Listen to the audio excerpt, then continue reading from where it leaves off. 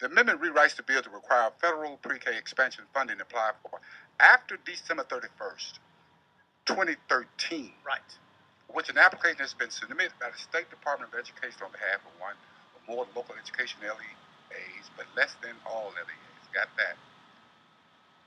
Or which becomes the subject of the lawsuit. If it becomes the subject of the lawsuit in court in Tennessee or the United States, then such State Department shall cease disbursement of such federal funds. Am I to understand now that Shelby County and Davidson County are receiving federal dollars? Correct. If this proves exactly what the intentions are. I think you're misreading the bill, sir. No, I'm reading the caption. I'm reading what the amendment is saying. Right. Go to that under these circumstances. Now, you can correct me if I'm wrong. If this ends up in court for whatever reason today, right, monies that are currently being received, then those dollars would cease. Now, I'm going to ask the attorney, am I interpreting this amendment correctly or based on what I'm reading? Attorney? Claybird Legal Services. Yes, and the amendment provides that if a court issues an order finding that the State Department of Education, finding that that state was not authorized to submit the application on behalf of any LEA unless the application included all of the LEAs of the state, then after issuance of the final order, the department would have to cease disbursements of the funds to the LEA for which the application was granted. And there's one more very, very important salient point, and I could read, if I could read it in part, an issuance of the final order. In other words, there would be appeals. It would go on for years until the final court, Sixth Circuit probably, said, yes, Tennessee, you must mandate pre-K all across the state. Then and only then does this bill come into play. My last word on this, Mr. Chairman. I think if we want to mandate pre-K, then the state should do just that and leave it out of the hands of the courts. Thank you. Representative Parkinson, you recognize. Thank you, Mr. Chair. Mr. Chair, maybe the sponsor can answer this. What does the administration say about the bill? Do they support the bill?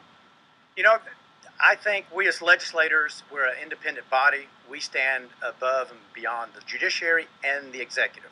If we want to do it, we do it. We are the people's elected representatives. Thank you, Mr. Chair. Thank you, Mr. Sponsor. Mr. Chair, can we hear from the administration? If there's someone here from the administration, yes, we can. Is there one from the administration? We'll go out of session here, administration.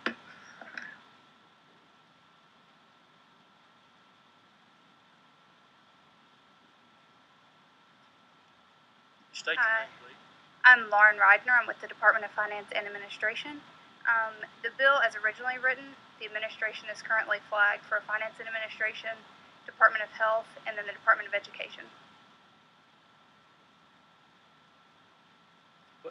Representative Parkinson, you recognize. Thank you, Mr. Chair. So in layman's terms, is that a no? That is, as the bill as originally written, we are opposed to the bill as originally written.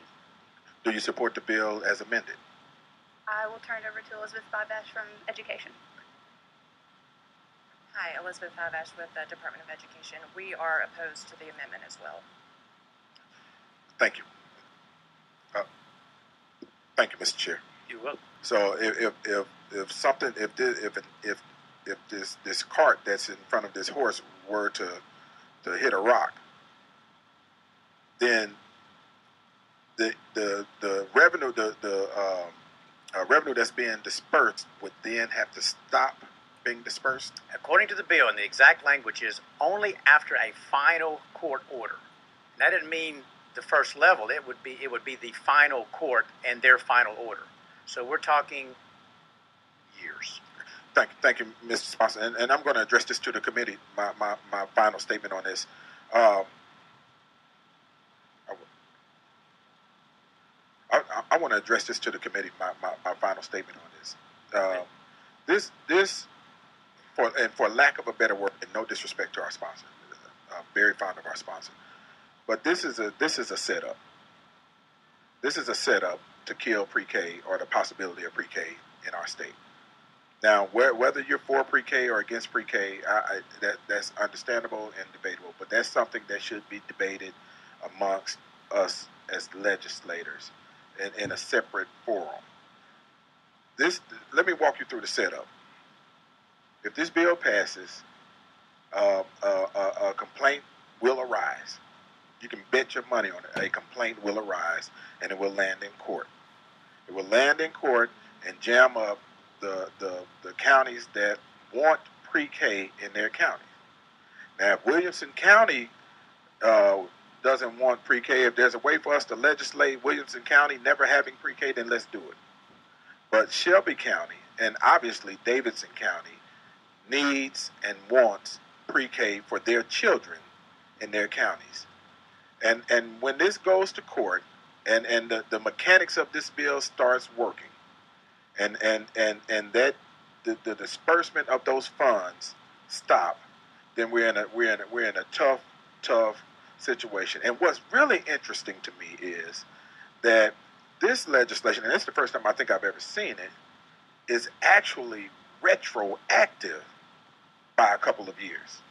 And I've never seen us create any legislation that was retroactive in nature. And maybe I'm wrong with that. I've only been here 5 years, so I don't have the experience of most of our senior legislators here. But I don't remember legislation that was retroactive in nature. Well, why don't we go back and catch all the criminals that committed crimes 5 years ago?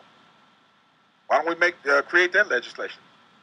But we have to be careful because we are on slippery ground when it comes to the education of our children and the way that we want to educate our children. We work hard to generate the revenue to meet these grant opportunities, and we should not be penalized for meeting grant opportunities when they're available. Thank you, Representative Parkinson.